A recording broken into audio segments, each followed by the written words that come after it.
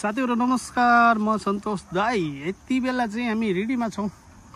यहाँ चाहिँ यसलाई तीनमुखे पुल भनेर चिनिन्छ। तीनटा जिल्ला जोडियो, तीनटा जिल्ला चाहिँ जान सकिने स्याङ्जा, पाल्पा अनि गुल्मी रुरु गाउँपालिका जाने पुल हो यो। मैले तपाईहरुलाई यो चाहिँ देखाउँछु। यो रिडी खोला र काली गण्डकी अहिले सुकेको छ। हेर्दै जानुस् है त। एकदमै बलियो पुल बनेको रहेछ है। यो चाहिँ पारी गङ्गाजी हो। त्यहाँ चाहिँ लास चलाइरहेका छन्। अहिले सुकेको अवस्था छ। उता मिरमीमा बिजुलीको ड्याम बन्दैछ भन्ने सुनेको छ। यो चाहिँ तीनटा जिल्ला पाल्पा, स्याङ्जा अनि गुल्मी। पाल्पा यता भयो, त्यता स्याङ्जा, यता गुल्मी। तीनटा जिल्ला जान सकिने यो चाहिँ तीनमुखे पुल अहिले रुरु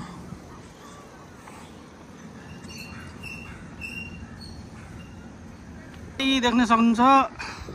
हनुमानको बहुत पुरानो मन्दिर रहेको छ यहाँ। त्यहाँ चाहिँ ढुङ्गा एकदमै शक्तिशाली ढुङ्गा रहेको छ। त्यहाँ चाहिँ मूर्ति बनाइएको छ। यो चाहिँ रिडी बजार हो। यता माथि गयो भने तमगास गुल्मी गइन्छ। यो त्यो पुलबाट गयो भने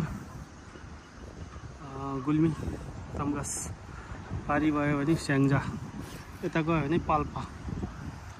यो चाहिँ खियाको डाँडाहरू हो। गण्डकी, काली गण्डकी चाहिँ अहिले सुकेको अवस्था छ।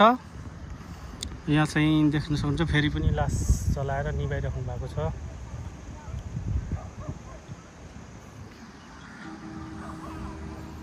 अहिले चाहिँ यो वार पार हुन्थ्यो, अहिले सुकेर एकदम चक्रक्क भएको छ।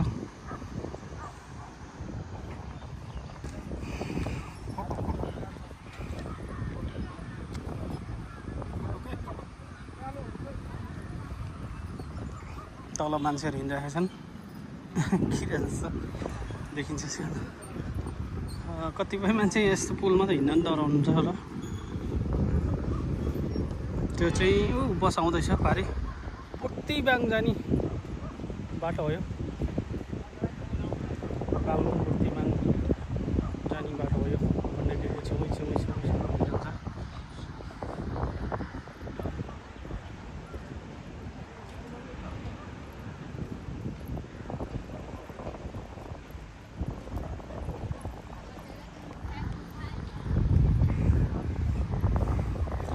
तीनमुखे पुल भन्छन् यसलाई, हैन त।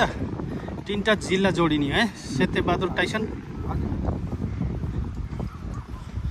अनि गिट्टी बालुवाहरू पनि देखि नै हो लाने हामीले घर बनाउनको लागि। गाडीहरूले चाहिँ लैजान्छ, हामीले चाहिँ किन्ने हो।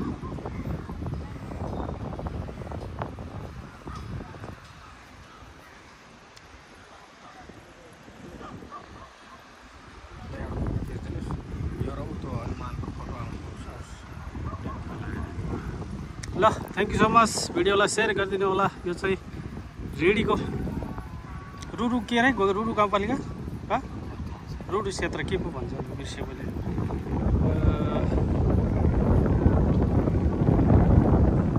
यहाँ चाहिँ हामीले देखाउँछौँ लेखेको रहेछ गुल्मी, हनुमान दर्शन, स्याङ्जा है।